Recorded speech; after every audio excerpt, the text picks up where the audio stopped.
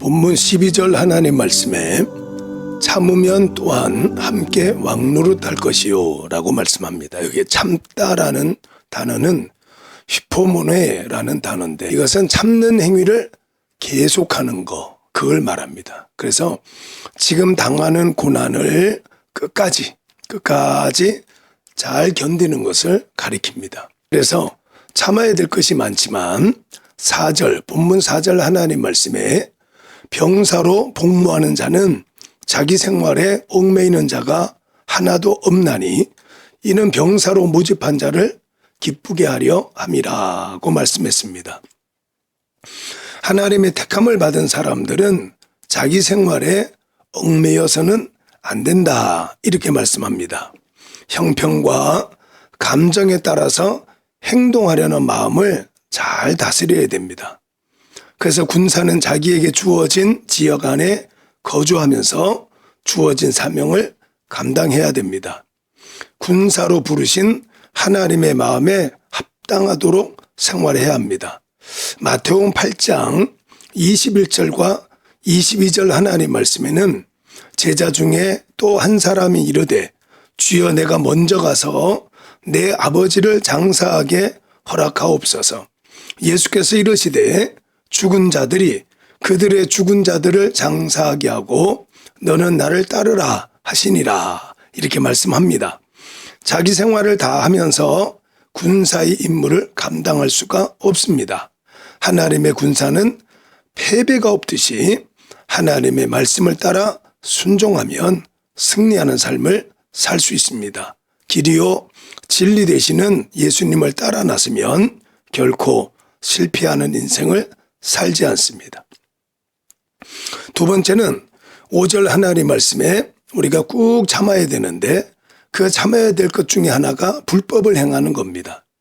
직장 다니면서 혹시나 그런 일은 없겠지만 누군가가 뇌물을 건너줄 때에 그 뇌물 받으면 당장에는 내게 유익이 되는 것 같지만 불법을 행하면 그는 값싼 은혜가 되어서 반드시 혹독한 대가가 기다리고 있습니다.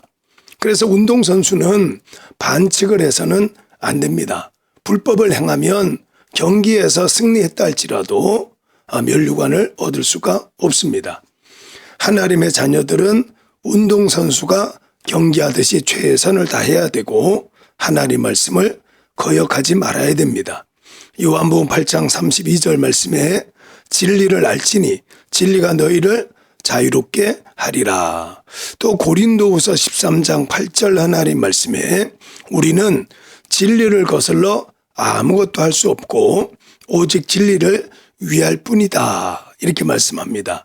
또 한 군데 요한3서 1장 4절 하나님 말씀에는 내가 내 자녀들이 진리 안에서 행한다함을 듣는 것보다 더 기쁜 일이 없도다, 이렇게 말씀을 합니다. 하나님의 말씀은 지키면 그대로 이루어집니다. 하나님의 말씀에는 반칙이 없습니다. 세 번째, 또 본문 하나님 말씀에 6절에 수고하는 농부가 곡식을 먼저 받는 것이 마땅하니라 그랬습니다. 우리가 꾹 참아야 될 것 중에 하나는 내게 주어진 일 감당하면서 끝까지 하는 겁니다. 끝까지. 봄에 씨를 뿌리면 여름에 가꾸고 가을에 추수를 해야 되듯이 봄에 씨만 뿌려놓고 가꾸지 않으면 가을에 거둘 것이 없는 것과 같습니다. 하나님께서 우리에게 베푸신 구원은 아무런 대가를 요구하지 않습니다. 그렇지만 우리가 하나님의 일을 위해서 수고하면 하나님은 반드시 거기에 대한 보상과 대가를 허락해 주십니다.